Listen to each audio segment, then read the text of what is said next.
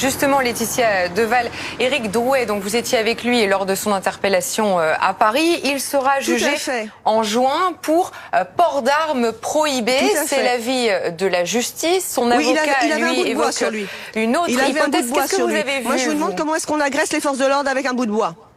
Moi, j'ai vu un mouvement qui se rétrécissait de la part des forces de l'ordre sur la droite et sur la gauche, de telle sorte à ce qu'effectivement nous ne pouvions plus bouger et que nous étions de plus en plus parqués. D'un seul coup, nous avons 15 personnes des forces de l'ordre qui sont intervenues en moins de 10 secondes pour exfiltrer monsieur Drouet, qui était juste en train de discuter avec l'ensemble des gilets jaunes, tranquillement, les mains dans les poches, sans rien de vindicatif, ni dans ses termes, ni dans ses gestes, qu'il a été donc exfiltré de façon violente, qu'il s'est retrouvé au sol, qu'il a pris des coups de pied, que nous nous sommes fait gazer à bout portant. Voilà la violence que nous avons subie. Alors j'entends bien les 4 policiers à moto qui ont été pris à partie. Maintenant restera à définir dans quelle mesure ils ont également été pris à partie. Mais la violence policière, nous l'avons subi ce jour-là, et nous l'avons subi pendant plus de 6 heures. L'arrestation de monsieur Drouet, alors pour port d'armes illicites de catégorie D, si j'entends bien, il s'agit d'un bout de bois. Qu'est-ce que vous voulez aller faire avec un bout de bois contre des forces de l'ordre, contre des CRS qui ont des casques et on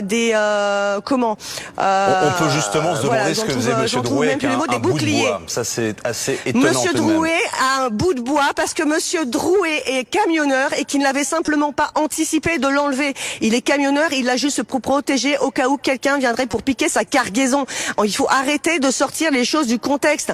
Enfin, n'importe qui peut avoir un bout de bois. C'est un bout de bois. Non, c'est pas une arme, un bout de bois.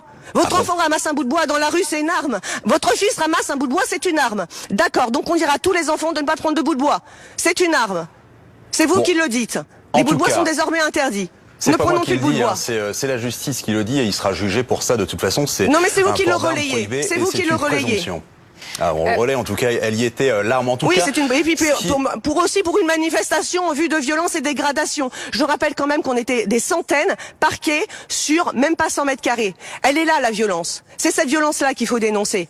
Il faut pas parler des 2-3 petits débordements qui ont eu lieu à droite, à gauche. C'est cette violence-là qu'il faut dénoncer. Et il faut arrêter de minimiser le mouvement. Même le mouvement des syndicats, même les syndicats de police disent qu'on était plus de 300 000 manifestants en France et non pas à 36 000. Le gouvernement cherche à minimiser les gilets jaunes et à nous étouffer. Eh ben non, nous sommes toujours là et nous sommes toujours motivés et nous ne lâcherons rien parce que les propositions du gouvernement, nous les avons rejetées dès le début. Nous en attendons beaucoup plus et nous ne lâcherons rien.